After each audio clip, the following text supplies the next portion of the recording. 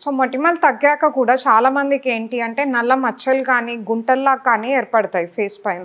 ఇలాంటి కండిషన్స్‌ని మనం acne scars or post acne pigmentation, hyper pigmentation అని కూడా అంటాం. మొటిమలు హీల్ అయ్యే కొద్దీ అది ఐదర్ కొంతమందిలో నల్ల మచ్చల్లాగా గానీ, లేకపోతే కొంతమందిలో గుంటల్లాగా గానీ ఏర్పడి తగ్గుతాయన్నమాట. సో, దీనికి మనం మొటిమలతో పాటు వీటికి కూడా ట్రీట్మెంట్ తీసుకోవడం అన్నది ఇంపార్టెంట్. ఎందుకు ఇంపార్టెంట్ అంటే మనకు ఫేస్ అనీవెన్‌గా ఒక దగ్గర మచ్చల్లాగా ఉండటము, కొన్ని దగ్గరలో గుంటల్లాగా ఉండటం వల్ల మీకు ప్రెజెంటేషన్ అన్నది బాగా తగ్గుతుంది. బికాస్ దానివల్ల మనకు కాన్ఫిడెన్స్ అన్నది కూడా తగ్గుతుందన్నమాట. ఈ గుంటలకి మన దగ్గర సీరం లక్స్‌లో డిఫరెంట్ ట్రీట్మెంట్స్ అన్నవి అవైలబుల్ ఉంటాయి. దీనిలో మోస్ట్ కామన్‌గా అండ్ వరల్డ్ వైడ్‌గా యాక్సెప్టెడ్ ఉన్న ట్రీట్మెంట్ వచ్చి మైక్రో నీడ్లింగ్ రేడియో ఫ్రీక్వెన్సీ అని అంటాం. ఈ ట్రీట్మెంట్ వల్ల ఏంటి అంటే మనం సెషన్ బై సెషన్ మనం గుంటల సైజ్ అయితే ఉందో ఆ సైజ్ అన్నది బాగా తగ్గుతుంది. ఆ తగ్గటం వల్ల మనకు స్మూత్ ఈవెన్ టెక్స్చర్డ్ స్కిన్ అన్నది వస్తుంది.